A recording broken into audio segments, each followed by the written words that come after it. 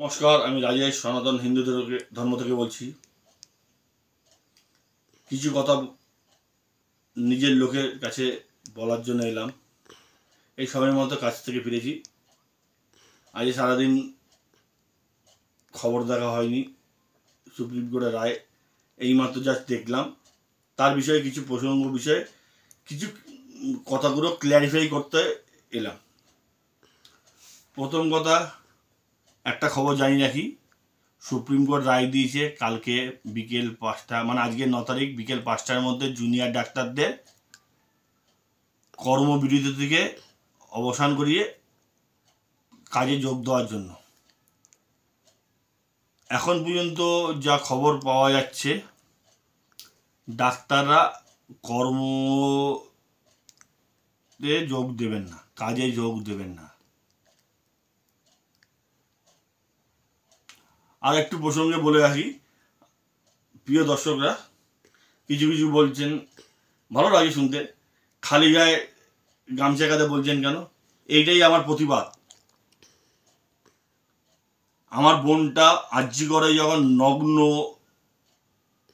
শ্লীলতাহানি থেকে আরম্ভ করে মৃত্যু পর্যন্ত হয়েছে, তার এগেস্টে যতক্ষণ না জাজমেন্ট পায় ততদিন পর্যন্ত আমি খালি গায়ে গামছা কাঁধে গালে দাঁড়িয়ে নিয়ে কথা বলে যাব, সত্য কথা নিজের মানুষের কাছে। ক্যামেরায় আমার ফোনটা ধরে আমার সাহায্য করছে আমার পুত্র, 10 বছরের পুত্র ঋদ্ধি। আমাদের মাননীয় মুখ্যমন্ত্রী একটা ভালো কথাই বলেছেন, অন্নশন তুলুন, উৎসবে মাতুন। অন্নশন তুলতে তো উনিই পারে, যারা দোষী তাদেরকে উনি শাস্তি দিলে যে অন্নশনটা থাকেই না। তো অন্নশনটা থাকেই না, তো কি কারণে আপনি দোষীদের আড়াল করছেন সেটা আমি জানি না। অত বড় আমি সাংবাদিক না, আর বড় ইউটিউবারও না। আমি জাস্ট মনের কথা সত্যভাবে বলার প্রয়োজন, একটা দৃষ্টিকোণ দেখাচ্ছি। আমার এই ভিডিওতে কোনো এডিটিং হয় না, রিটেক হয় না, কোনো গ্রাফিক্স থেকে আরম্ভ করে কোনো এক্সট্রা কিছু ক্যারিকুলাম দেখানো হয় না। হয়তো সেটা ভালো লাগে, কিন্তু দেখানো হয় না। এটাই আমার এই কন্টেন্ট। সত্য কথা সত্যভাবে, সত্য লোকভাবে নিজের লোকের কাছে বলো, তাতে তোমার কিছু লাগবে না। স্বামী বিবেকানন্দ একাই কিন্তু পাড়িয়ে দিয়েছিলেন শিকাগোতে। 2 মিনিট টাইম চেয়েছিলেন, 8 ঘন্টার উপর টাইম দিয়ে ধর্ম বক্তব্য দিয়েছিলেন। কোনো কিছু এক্সট্রা কিছু লাগে না, যদি বলতে পারো আর জ্ঞান থাকে তাহলে লোকে তোমাকে নেবে, আর যদি না থাকে ছুঁড়ে ফেলে দেবে। যদি ভালো লাগে সাবস্ক্রাইব করবেন, লাইক করবেন সনাতন হিন্দু ধর্ম চ্যানেলটিকে। যদি না লাগে ভিডিওটা দেখে ছেড়ে দেবেন। পারলে ভিডিওটা জরুর দেখবেন।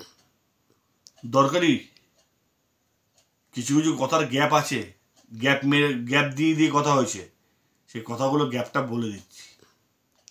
প্রথম কথা, দুর্গা পুজো আমাদের মাতৃশক্তির পুজো, এটা ধার্মিক পুজো, এটা আমাদের হিন্দু রীতিনীতির পুজো, এটা উৎসব না। উৎসব দিয়ে মিলানোর চেষ্টা করছেন অনেকদিন ধরেই, এটা উৎসব না। এটা মাতৃরূপের মাতৃশক্তি, শক্তির আরাধনা করা,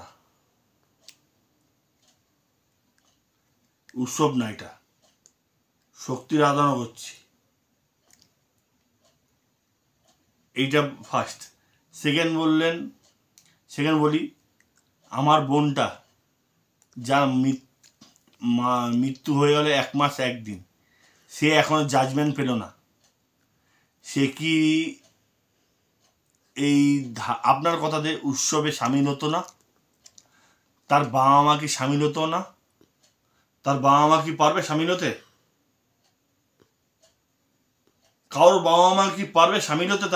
তার একটা জলজান্ত উপযুক্ত ডাক্তার হতে গেলে কত কষ্ট করতে হয়, সে বাবা মা থেকে আরম্ভ করে যে ডাক্তারি পড়ে তারাই জানে, আদার্স কেউ জানে না। কোনো হল্যান্ড প্যাকল্যান্ড চ্যাকল্যান্ড থেকে ভাড়া করা ডিগ্রি না, আর্জিকর ন্যাশনাল ভারত সরকারের পশ্চিমবঙ্গ সরকারের স্বীকৃত জায়গা থেকে পড়াশোনা করা। কী পরিমাণে পড়াশোনা করতে হয়, কী পরিমাণে আর্থিক টাকা খরচা আছে সেটা সবাই জানেন। এই জাজমেন্ট তো পেতেই হবে, আজকে নয় কালকে জাজমেন্ট পেতে হবে। হ্যাঁ, তুমি কি বলছিলে বলো। দিল্লির কেসটা 7 বছর 4 মাস 22 দিন 22 মিনিট লেগে গেছে, আরজিকরটা লাগবে না। গুড। এই সাবজেক্টটা আমি ভুলে গেছিলাম। আমার ছোট্ট ছেলে বয়স 10, সেই সাবজেক্টটাকে মনে রেখেছিল। তাদের পুঙ্খানুপুঙ্খ টাইমটা বলে দিল। আমি জানতাম না এটা এতটা টাইম লেগেছিল, আমার মনেও ছিল না। ও বলে দেওয়া তো ভালো হলো, অনেক লোক ভুলে গেছেন। বাট হয়েছিল, দোষীদের শাস্তি হয়েছিল, দোষীদের শাস্তি চাইছি আমি।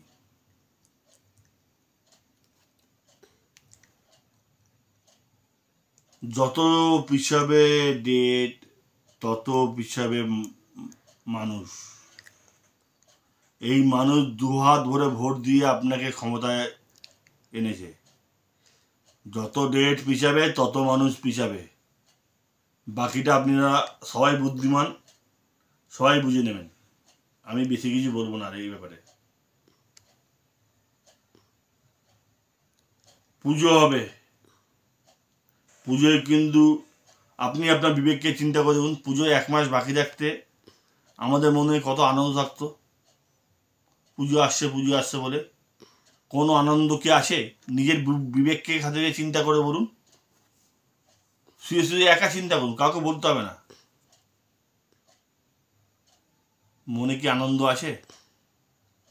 ঘুরিয়ে ফিরিয়ে আমার বোনটার কথা চিন্তা হয় তো।